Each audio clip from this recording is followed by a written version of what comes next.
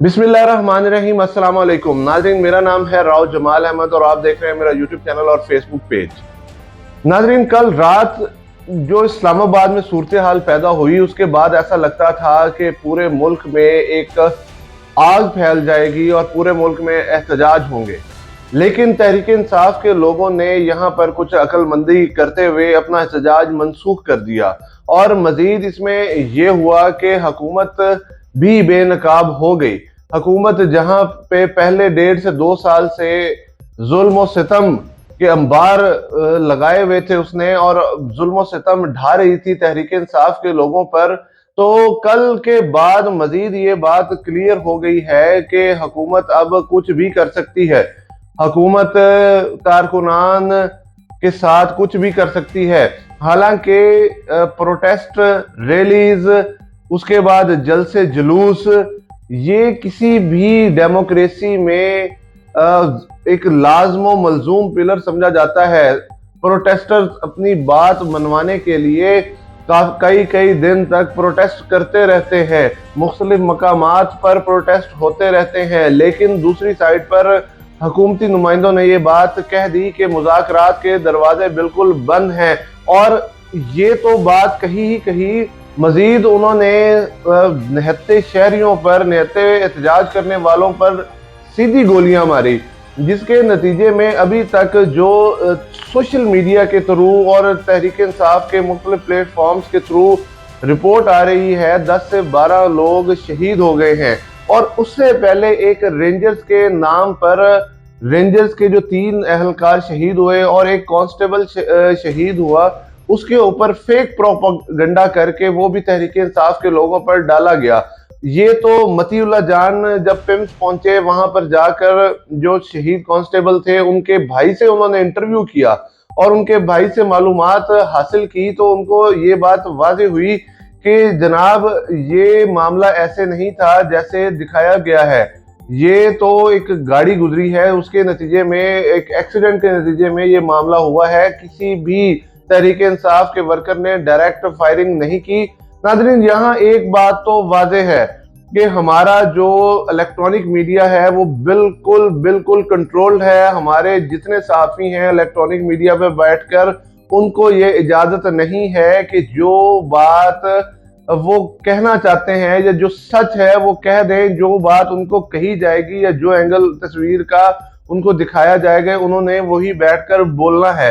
तो मीडिया तो बिल्कुल बिल्कुल बिल्कुल कंट्रोल्ड है। ये बात पहले भी अंडरस्टूड हो गई थी, लेकिन जिस तरह इस प्रोटेस्ट को पेश किया गया, जिस तरह हुकूमत का सिर्फ बयानिया जो है वो सामने रखा गया, तहरीक इंसाफ के लोगों का बयानिया उस तरह सामने नहीं रखा गया।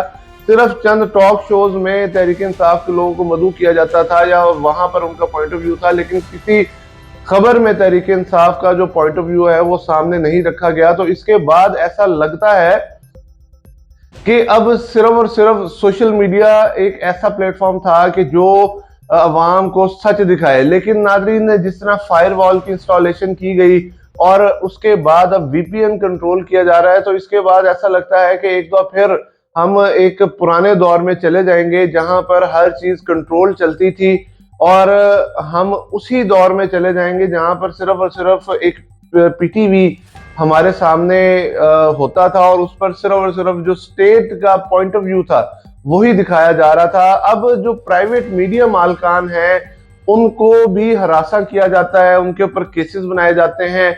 जो जर्नलिस्ट उस चैनल पर बैठकर बात नहीं मानता, उसकी नौकरी चली जाती है। आप इमरान रियाज खान की एग्जांपल ले लें, आप साबिर शाकिर की एग्जांपल ले लें, आप मोहित पीरजादा की एग्जांपल ले लें, और इस तरह के बहुत सारे जर्नलिस्ट हैं जो कि सच सामने लाना चाहते हैं, जो कि हकाइक सामने लाना चाहते हैं। नाज़रीन, ऑलरेडी पाकिस्तानी कौम जो है वो बिल्कुल लॉ एंड ऑर्डर के को फॉलो करना नहीं चाहती है। उसका एक माइंडसेट बन चुका है कि हमारा काम या तो सिफारिश से होना है या पैसों से होना है, और मजीद जो मैक्रो लेवल पर मामलात हैं वो भी इसी तरह ही है कि एस्टेब्लिशमेंट जो चाहेगी वो होगा, जो नहीं चाहेगी वो नहीं होगा। कानून आइन कुछ भी उनके लिए अहमियत नहीं रखता। जिस तरह लोगों को मारा गया है कल रात, जिस तरह स्ट्रेट फायरिंग की गई है, नाज़रीन, इसका जवाब नहीं बनता था इसका जवाब तब बनता था कि जब लोग रेड जोन में एंटर हो जाते।